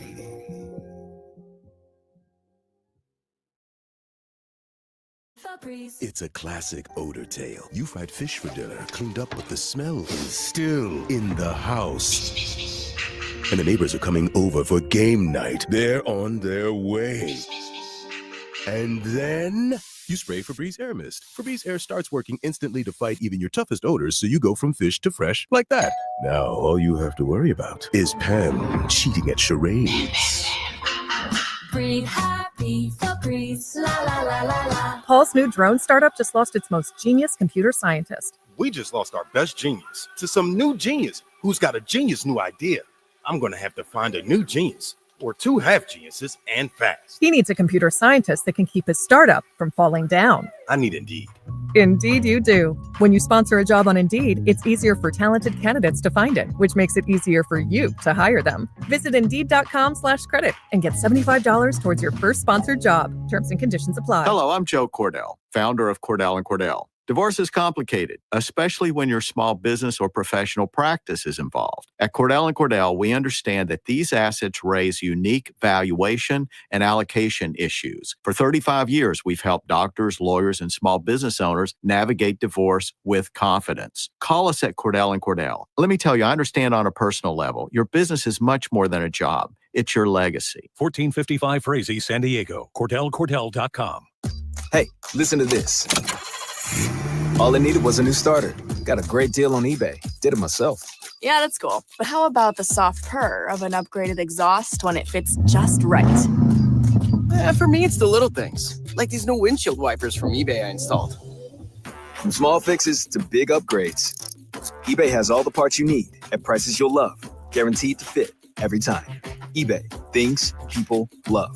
Eligible items only. Exclusions apply. The following is a paid advertisement by Family Vacation Getaways with the purpose of soliciting sales of vacation ownership. For complete details, please visit fvgradio.com. If you want a 100% complimentary stay at a luxury resort in Cancun, airfare not included, then Family Vacation Getaways is your ticket to paradise. See website for complete details. We're giving away 5 days and 4 nights to the first 50 callers who can name an animal that lays eggs and is not a bird. An animal that lays eggs and is not a bird. Do you know it? Call now, 800-868-6431, 800-868-6431. You're also eligible for an exciting bonus vacation to Orlando, Florida for just $498. And don't worry about anything ruining your plans. We can extend your travel up to 18 months. Name an animal that lays eggs and is not a bird, and get a complimentary Cancun resort stay and an optional bonus vacation to Orlando for just $498. What are you waiting for? Call 800-868-6431, 800-868-6431, and give us your answer. The proceeding is not a contest and is a paid advertisement by Family Vacation Getaways and not sponsored by this program or its affiliates.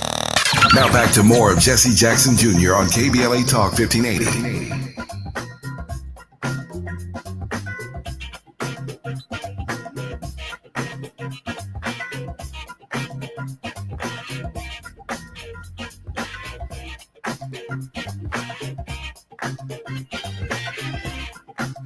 Jr., welcome forward to the Jesse Jackson Jr. Show. This is Wealthy Wednesdays with Reverend Dr. S. Todd Yeary. Dr. Yeary is one of our nation's leading civil rights and human rights voices at this hour in our nation's history, and we are so grateful for his weekly participation in the Jesse Jackson Jr. Show. Dr. Yeary, welcome forward to the show.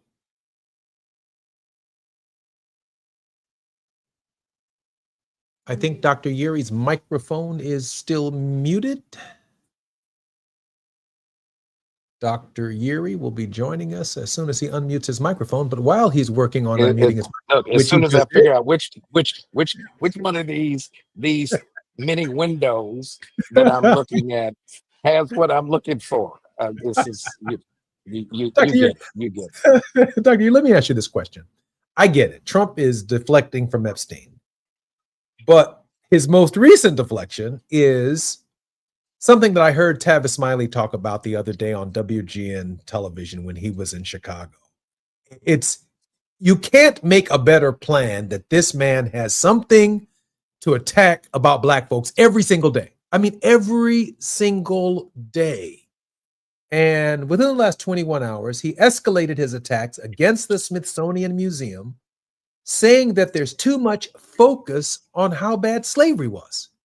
Now, how do you fight a civil war over slavery and then recognize that the two-party system itself, the Democratic Party of 1793, the Party of the Confederacy, the founding of the Republican Party in 1854 in Ripon, Wisconsin, to stop the expansion of slavery into the Western territories, a very narrow focus. Lincoln emerges as the head of that party, and the two-party system itself comes from this event. In addition to that, liberal economic philosophy and liberal cultural and social philosophy, conservative economic philosophy and conservative values also emerge from the conflict. So much of what it means to be an American is the byproduct of our very existence here by way of growing out of that slave system. Dr. Yeary, talk to me. Listen, I'm sitting in this airport. I got a little while before I get on this flight. But you got white folks to the left of you, white folks to the right of you, and now you got to talk about slavery. Well, listen. And look, and I started with, I'm at Hartsfield Jackson Atlanta International Airport. So the revisionism strategy is a carryover from the first term.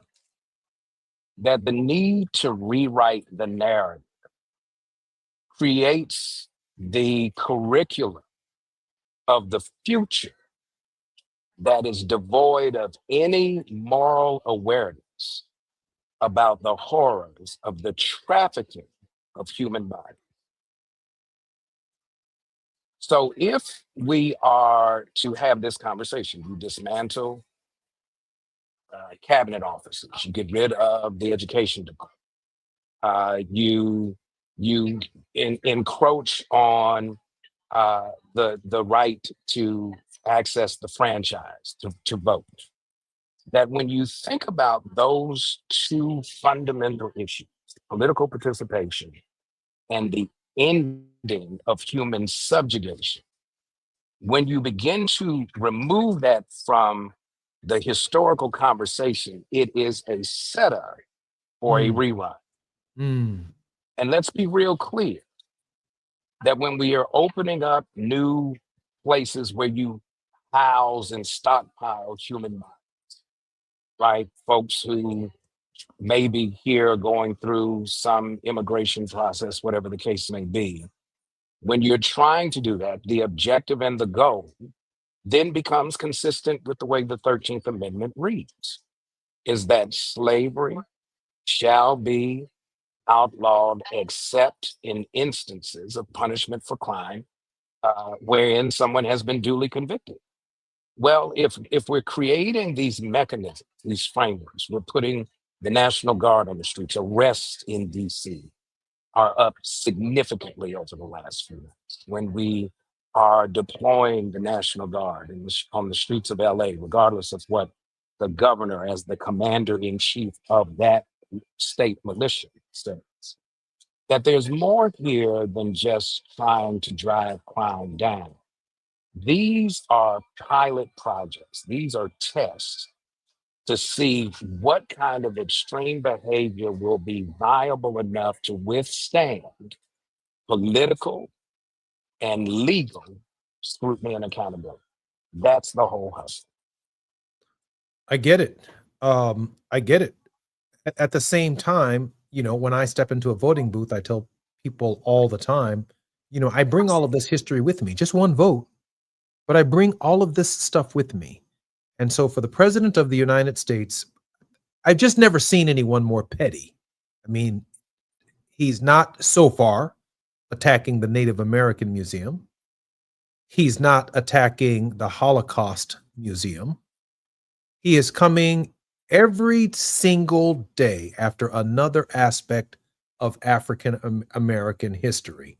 And I might as well use this opportunity to pivot that is it coincidental that mayors of Democratic cities headed by African Americans are the ones that he keeps mentioning, from Karen Bass in Los Angeles to Brandon Johnson in Chicago, to Barbara Lee in the Bay Area, to Eric Adams, and to the mayor of Baltimore? Is that by accident? Or are there other cities in the United States headed by white mayors with higher crime rates for which he would never put the National Guard in those towns? Well, let's also remember we have a photo bomb behind you, by the way. Somebody's right behind you, looking over your shoulder. Look,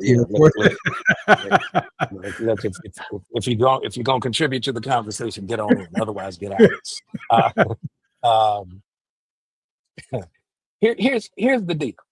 It's not just the cities; it's where these cities are positioned. You've got cities in California.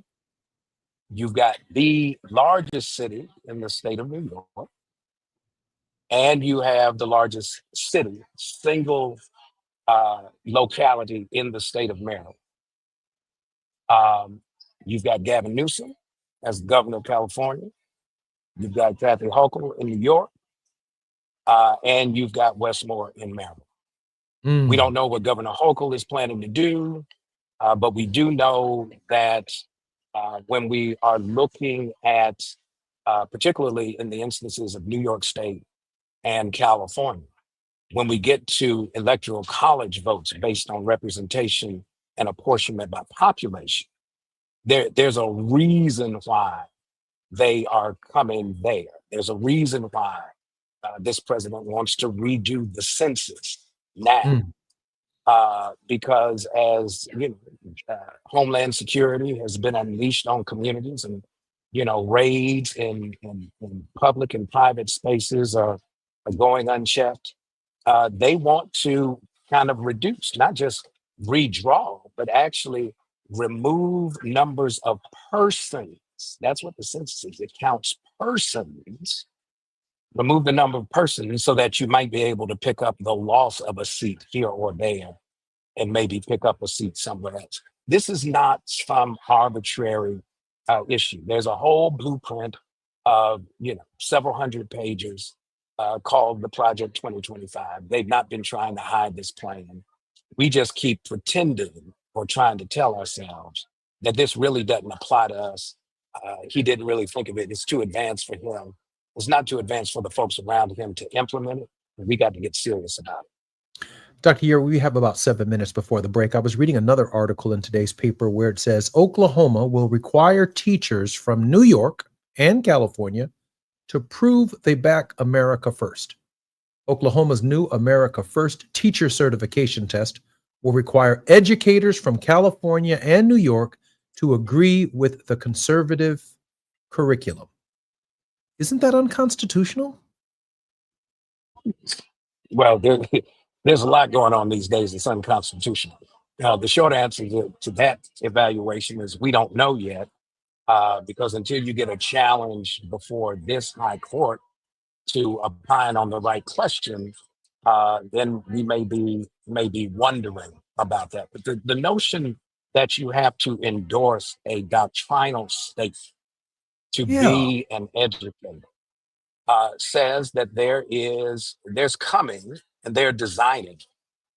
Just imagine if they get rid of the Department of Education, you will have a state by state kind of narrow curriculum that constrains the telling of the history of the nation and the teaching of critical thinking in such a way that it fits the political whims of that particular state in that particular moment.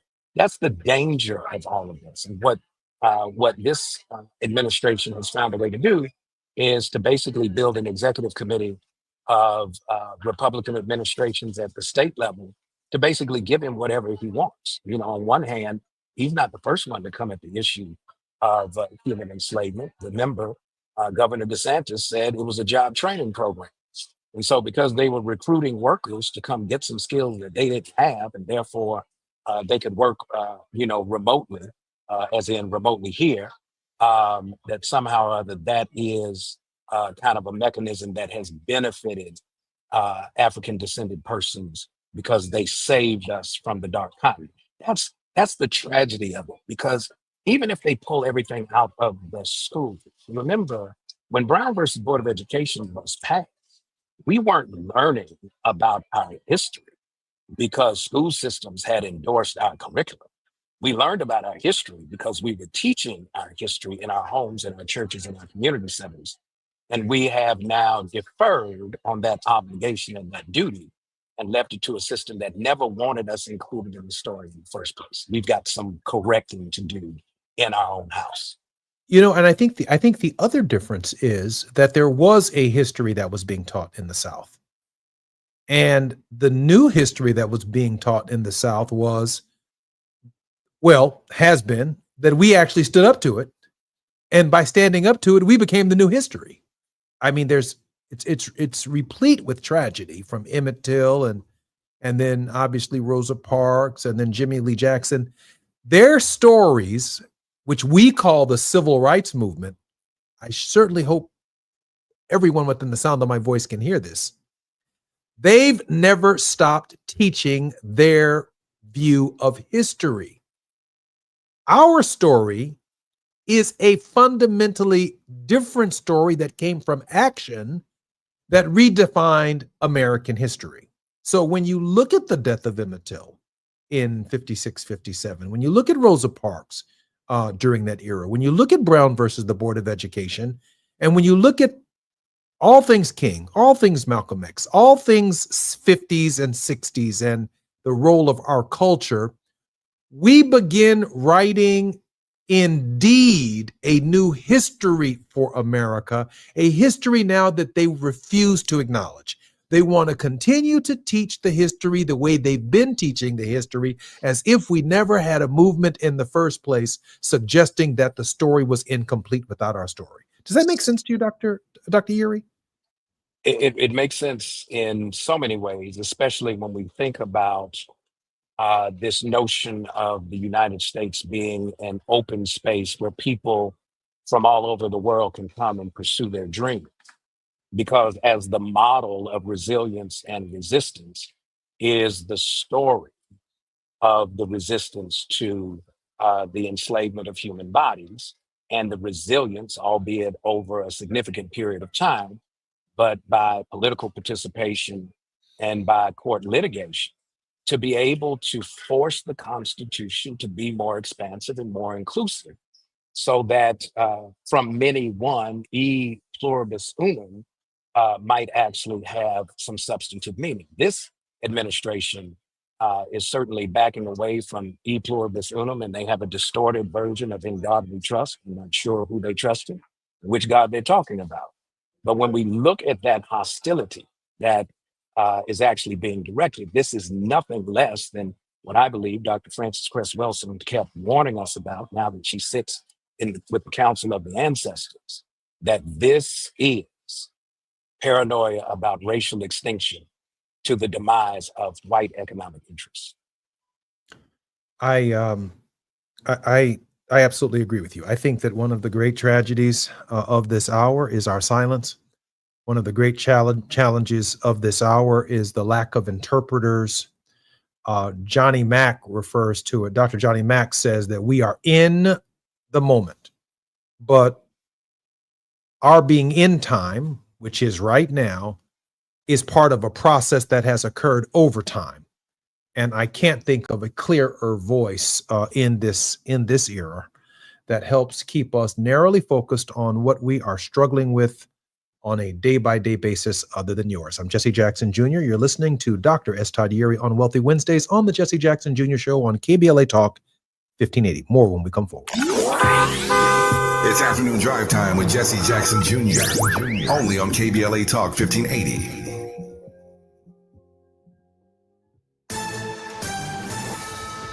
I'm Amber Payton with BIN News Now. Reverend Al Sharpton has filed a lawsuit against 2 construction firms and New York City over a deadly Legionnaires outbreak in Harlem. Companies to not have assured and protected workers. The suit accuses Rising Sun Construction and Skanska USA of negligence after cooling towers at Harlem Hospital tested positive for the bacteria. Court testimony reveals Anthony Big Juck Mills, Yo Gotti's brother, ordered the murder of Memphis rapper Young Dolph. Cornelius Smith confessed that Hernandez Govan hired him on Mim's behalf. Govan has pleaded not guilty. And former Los Angeles Fire Chief Kristen Crowley is suing the city, claiming Black Mayor Karen Bass orchestrated a campaign of retaliation after the deadly Palisades fire. The suit accuses Bass of using Crowley as a scapegoat and concealing budget cuts that undermine public safety. Get BIN News Now on demand 24/7 on the iHeartRadio app. Is this the Tiger? This is the KBLA Sports Minute with Ray Richardson. Tiger Woods has been named chairman of a 9-person committee given the task of making significant changes for the PGA Tour. The 15-time major champion will lead the future competition committee to recommend improvements for fans, players, and sponsors. African-American tennis star Coco Gauff is looking for her 3rd coach in 2 years. Gauff, ranked number 3 in the world, fired her coach Matthew Daly just 4 days before her first-round match Sunday in the U.S. Open in New York City. Daly confirmed Gauff's decision Wednesday morning to a tennis journalist. The 21-year-old Gauff has yet to comment on her preference for a new coach. Jackson State, the defending Black College football national champion, is favored to repeat as champions of the SWAC conference. Jackson State was 12-2 overall last year and 8-0 in the SWAC. They kick off the 2025 season August 30th against Hampton. No debates, no speculation, just the info you need. That's your KBLA Sports Minute. I'm Ray Richardson. More news, opinions, and conversation when we come forward on KBLA Talk 1580.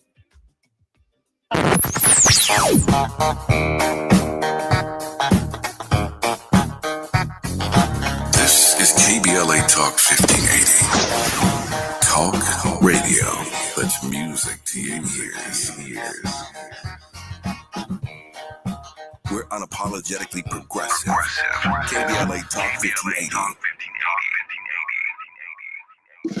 Are you ready to be a part of the conversation that will help shape our nation's future? Get ready to join us for the Left Coast Forum, Saturday, October 25th at LA Trade Tech, where progressive voices will come together to tackle the issues that matter most to working families across Los Angeles and beyond. From economic justice to climate action, from healthcare to housing, we're bringing together the brightest minds and most passionate advocates for real solutions and real change. With workshops, 2 major keynote addresses, and a closing reception with great music and good food. It's the Left Coast Forum, where your voice matters and your ideas take action. Saturday, October 25th at LA Trade Tech. Brought to you by KBLA Talk 1580 and the LA Progressive. The future won't wait, and neither should you. Mark your calendar now to be there and be heard. Stay tuned to KBLA Talk 1580 for more details. Hey, it's Matt, your leaf filter trusted pro. Gutters are an often neglected part of the home. They're also one of the most important. Clogged, overflowing gutters can cause serious problems like foundation damage or basement flooding, which can cost thousands of dollars to fix. Let's face it, cleaning gutters yourself is not only a hassle, it can be dangerous. But when you get Leaf Filter, you'll never have to worry about cleaning clogged gutters again.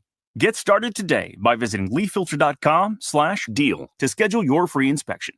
If you decide to move forward, we'll professionally clean, realign, and seal your gutters before installing our patented stainless steel micro mesh system. Leaf Filter keeps out everything but the water. And it's backed by a lifetime transferable no clogs warranty. So you're protected for good. We're in your neighborhood and ready to help. Visit Leaf Filter today for a free inspection and estimate, and you could save up to 30%. Visit leaffilter.com/deal. That's leaffilter.com/deal. The following is a paid advertisement by Family Vacation Getaways with the purpose of soliciting sales of vacation ownership. For complete details, please visit fvgradio.com. If you want a 100% complimentary stay at a luxury resort in Cancun, airfare not included, then Family Vacation Getaways is your ticket to paradise. See website for complete details. We're giving away 5 days and 4 nights to the first 50 callers who can name an animal that lays eggs and is not a bird. An animal that lays eggs and is not a bird. Do you know it? Call now, 800-868-6431, 800-868-6431. You're also eligible for an exciting bonus vacation to Orlando, Florida for just $498. And don't worry about anything ruining your plans. We can extend your travel up to 18 months. Name an animal that lays eggs and is not a bird, and get a complimentary Cancun resort stay and an optional bonus vacation to Orlando for just $498. What are you waiting for? Call 800-868-6431, 800-868-6431, and give us your answer. The proceeding is not a contest and is a paid advertisement by Family Vacation Getaways and not sponsored by this program or its affiliates. You gotta dip your chicken strips. Hey, this is Kiani. And this is Tabitha. And a little thing we love about Chick-fil-A chicken strips is all the different sauces we can dip them in. I like to line up all my favorite sauces so that in every bite, I have a different flavor. Then with the tenderness of the chicken, the juiciness of it, it's all there. And for me, I like to mix my sauces so I get a little tang and I get a little sweetness all in one bite. That's what makes it for me. Like, that's what does it for me. That's what I'm saying. It's the summer of Chick-fil-A chicken strips and sauces. Order now on the Chick-fil-A app. Real guests paid for their testimonials. You're listening to Jesse Jackson Jr. on KBLA Talk 1580.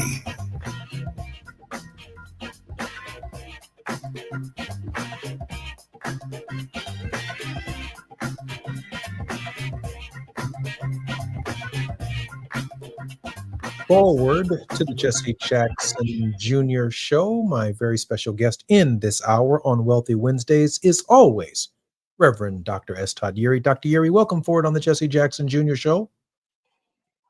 Found the mute button this time, so I think we're good. You're not waiting on me. You certainly did. Sir, I was reading this morning, Reverend, an article in the New York Times. The title of the article, "The Democratic Party Faces a Voter Registration Crisis." The party is bleeding support beyond the ballot box, a new analysis shows. Written by Shane Goldmacher and Jonah Smith. The Democratic Party is hemorrhaging voters long before they even go to the polls. Of the 30 states that track voter registration by political party, Democrats lost ground to Republicans in every single one between 20 and 2024 elections, and often by a lot. That 4-year swing towards Republicans adds up to 4.5 million voters, a deep political hole that could take years for Democrats to climb out from. Now, this, I say, is fundamentally different than my experience, because obviously when Reverend Jackson ran in 84 and 88, he registered millions of new voters, and those voters showed up between those elections in 86 and actually took the Senate from Ronald Reagan in 1986 because of the new voters that Jesse Jackson brought onto the rolls. I just don't see amongst the Democratic candidates any efforts at all to put new Democrats on the rolls. Your thoughts, Dr. Yeary? Yeah, I think there are a couple of things that they are wrestling with. One is they're taking fire, many of them who are in elective office right now. They keep yelling incoming. And in many instances where we see the assault on federal employment and federal employees, when we see the shrinking of a base of civil service jobs that in many ways help to support the building of a Black middle class. I think there are those challenges. But the other thing is, when you mentioned 20 to 24, was one of the critiques that we had of the last administration, because the messaging was so horrible about the things that they were accomplishing. And so instead of talking about what they had done, there was always kind of this rebuttal posture when we talked about the infrastructure bill and translating that into answering the question, so what? How was that going to create pathways of opportunity to folks that would be looking to do business with the federal government? Now that's gone with this administration. The contract rule is gone. The expectation that there would be equal opportunity and equity in the process of being able to work on those jobs, that's gone. So when you don't give folks a sense of what you have done for them lately, it leaves an opening for somebody else to come up with some fiction. And when we look at how the Republican Party was able to close that gap, it wasn't on substance.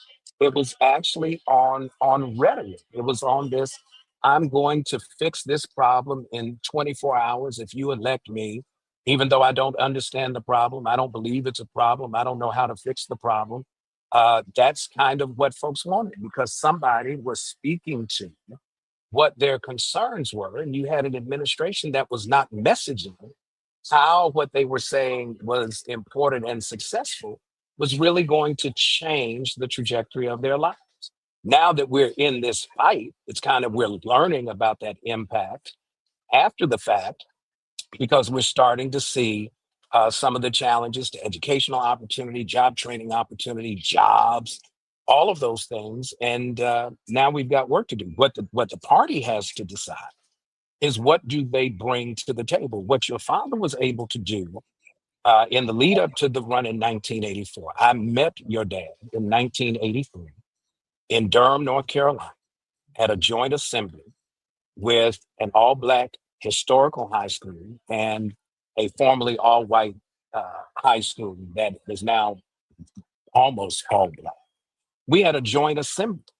And what your dad was able to do was to engage the imagination of young voters. Many of my classmates, I was young as a senior in high school, but those who were about to be old enough to vote, we just had our 40th reunion a couple of years ago.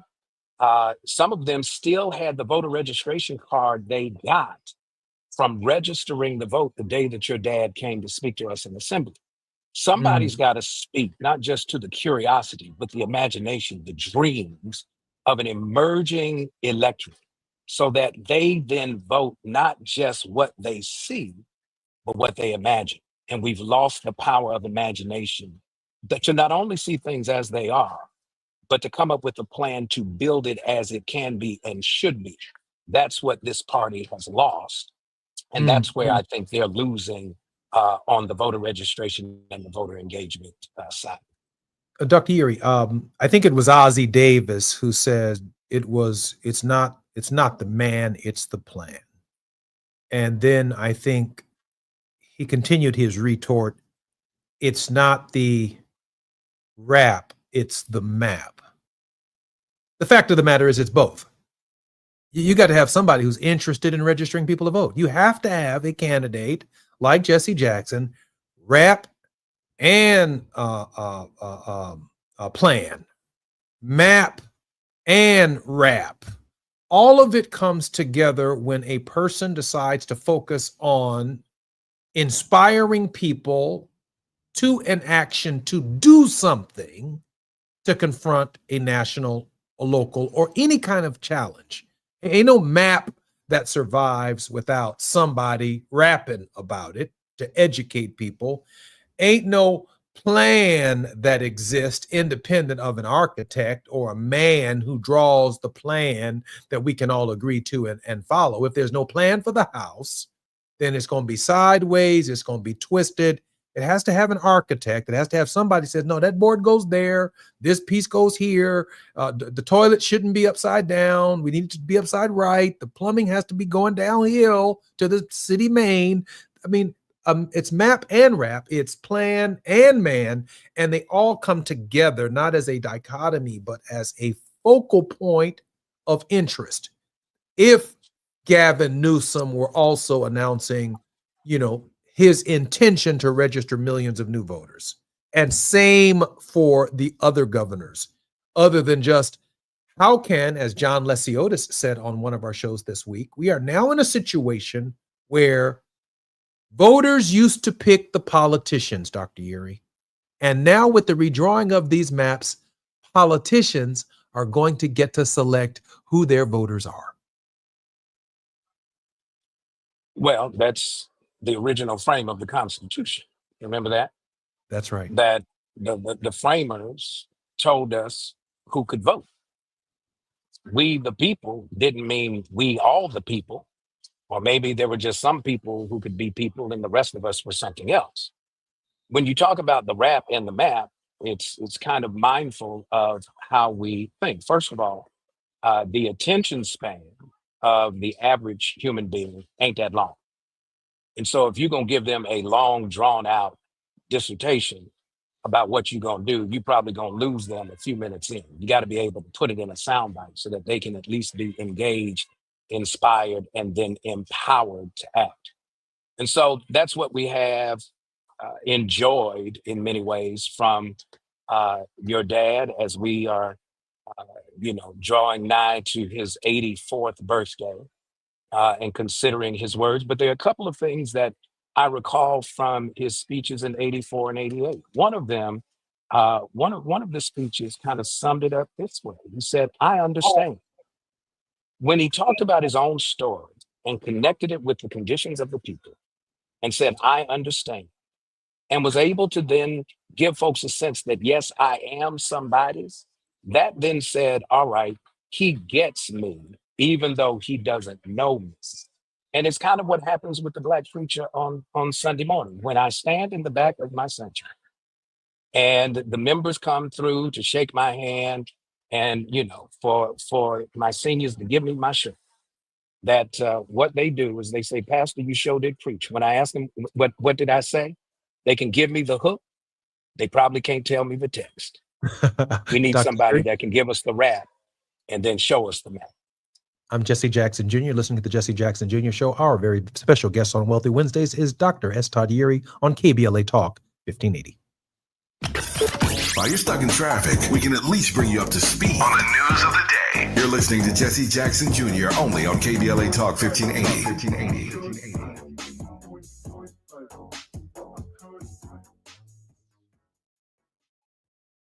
Attorney advertising. Prior results do not guarantee future outcomes. Founded in Los Angeles in 1986, litigation powerhouse Quinn Emanuel has deep roots in the Los Angeles community. Since 2007, we have litigated some of the largest fires on the West Coast. We are proud to be the only AmLaw 100 firm in the country to represent wildfire victims, giving affected individuals, families, and businesses the same focus and individualized attention we devote to our Fortune 500 clients. BTI Consulting has repeatedly recognized Quinn Emanuel as among the 4 law firms in-house counsel least like to oppose in any litigation, and we are often deemed the most feared. And after securing over $80 billion for our clients in various matters firm-wide, we understand why. If you have been affected by the recent wildfires in Altadena and the Palisades and would like to discuss your situation further, please contact wildfire support at QuinnEmanuel.com or call us at 213-443-3050. Quinn Emanuel is proud to sponsor Conversation Live Altadena Rising with James Farr on KBLA Talk 1580. Attorney advertising. Prior results do not guarantee future outcomes. Do Crohn's disease or ulcerative colitis symptoms keep coming back? Tremfya, guselkumab, may help, with rapid remission achieved at 12 weeks and lasting clinical remission at 1 year. Some even saw visible improvement of their intestinal lining at 12 weeks and 1 year. Tremfya is a prescription medicine used to treat adults with moderately to severely active Crohn's disease and adults with moderately to severely active ulcerative colitis. Serious allergic reactions and increased risk of infections and liver problems may occur. Before treatment, your doctor should check you for infections and tuberculosis. Tell your doctor if you have an infection, flu-like symptoms, or if you need a vaccine. Healing is possible with Tremfya.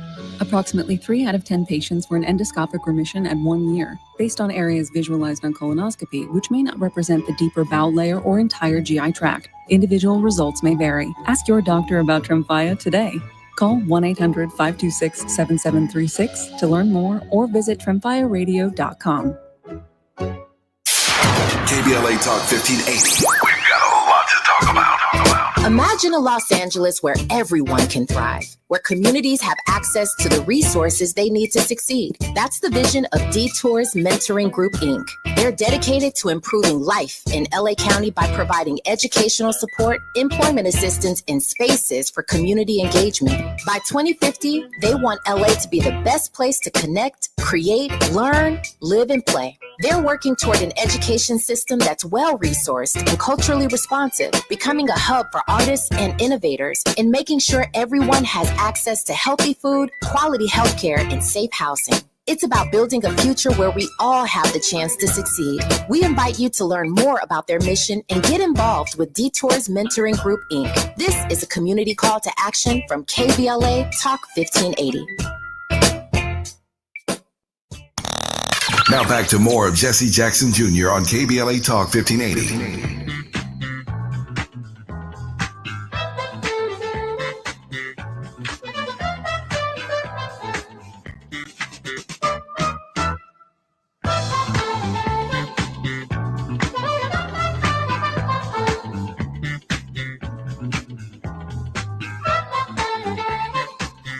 I'm Jesse Jackson Jr. Welcome forward to Jesse Jackson Jr. Show on Wealthy Wednesdays with Dr. S. Todd Eury. Dr. S. Todd Eury is in Atlanta, Hartsfield Jackson Airport, about to jump on a flight, but he has been with us on Wealthy Wednesdays, the politics of our faith. No one does it better. Dr. Eury, welcome forward to the Jesse Jackson Jr. Show. And you make a long layover pass real good, so I appreciate you. I appreciate you too, Doc. Doc, I am in a spiritual space where I don't hear much good news. I try to end every show on a word of hope, but as Tavis was saying yesterday, there's just an attack on us in some way, shape, or form every day. And I do internalize attacks. I mean, I wish I could turn the news off, but I have a daily radio show, right? I mean, I've had a long battle with accepting the burdens, not only of myself, but the burdens of other people. And they literally affect me. I mean, they affect me. How can Dr. King ask the question, you look at a poor beggar and not be moved by humanity? How can you look at someone who has bad dental, or you can see the color of their eyes and the color of their decaying skin, or their emaciated bodies, and you not be moved by the human condition? Dr. Eury, I am moved by the human condition. Help our listeners and everyone who's following the processes of the dismantling of second Reconstruction and the order that we've come to know and understand. Help us understand our strength in the broken places that we must reach back and grab in order to make it through this era. Well, since you've set it up, I guess I better take the baton and run with it. In the Christian scriptures, in the gospel, baptism is a significant ritual. It's significant because it is a ritual of initiation into a community where there are people who share in a common belief that God, this mysterious being that we can't fully know, really does want good things for us. And so we come together to negotiate life. We're not immune from it, not exempt from it, but to navigate it in a way where, with integrity, we handle the highs, we deal with the lows, but we don't do it alone because we're in community. But as a people with a unique history, baptism has to be put in its proper context. Otherwise, it's just getting wet.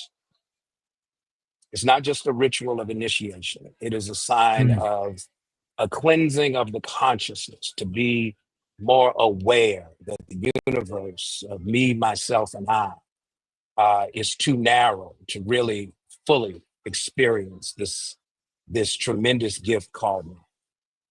And so it takes me back to the years when I was on faculty at Northern Illinois University, good friend and colleague of mine, Dr. Leon Caldwell, who at the time was at the University of Nebraska at Lincoln.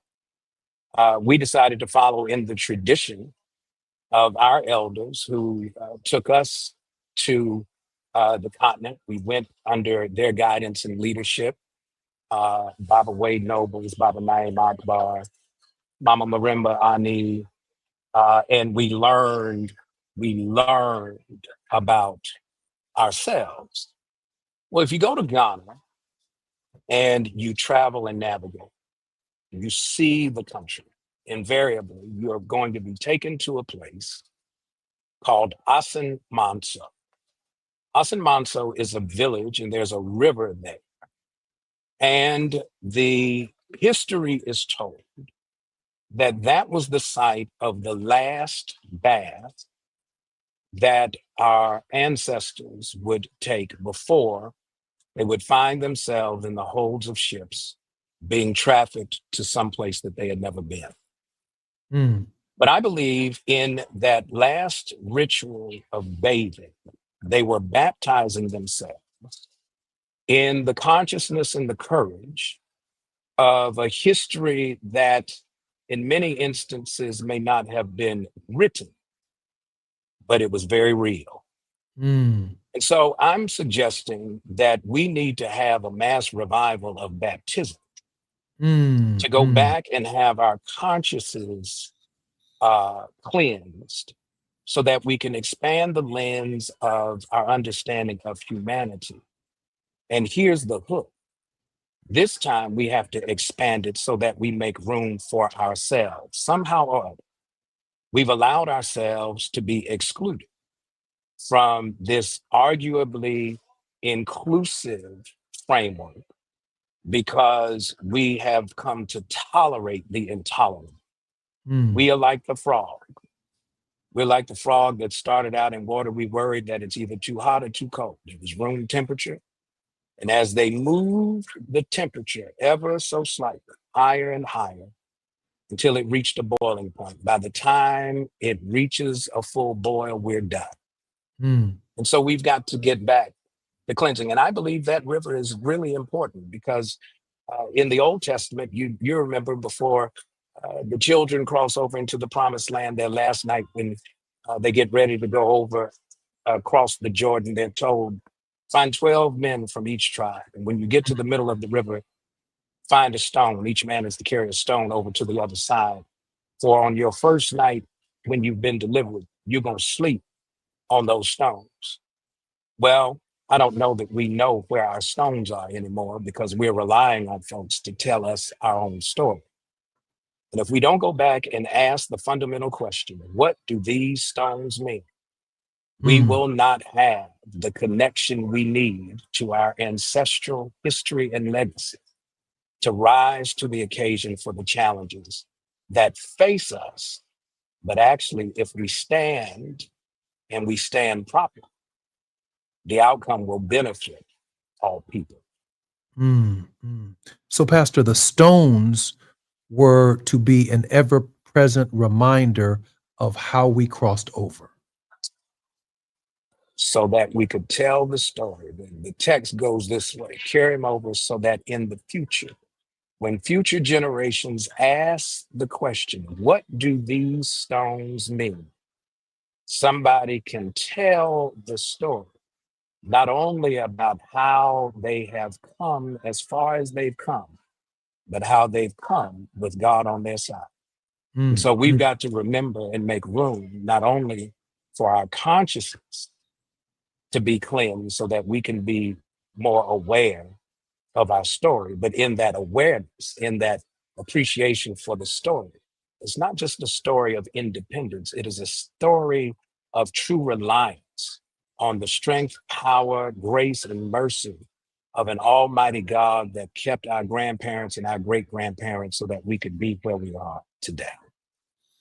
You know, in this moment, I'm struck by the idea that we have either moved the stones or the stones themselves have not been ascribed a meaning to which we find that strength necessary to show that we are part of something. We are not, as Kamala said, a coconut that dropped out of a tree. We're part of something. We're part of a meaningful history. We are part of the evolution of something great in human history.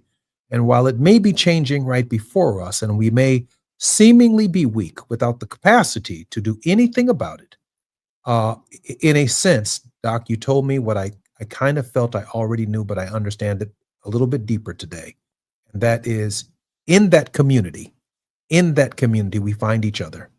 And in finding each other, there is a joy in what we find together that we must do. Dr. Todd Eury, welcome forward to the Jesse Jackson Jr. Show. You did a fantastic job today, sir. You really motivated us and inspired us. I appreciate you, my brother. Now I'm going to catch a flight. You're always welcome. I'm Jesse Jackson Jr. You've been listening to the Jesse Jackson Jr. Show on Wealthy Wednesdays with Dr. S. Todd Eury. We are just richer on the hump day of the week as a result of Dr. Eury's leadership and his work. I'm Jesse Jackson Jr. When we come forward, it will be tomorrow.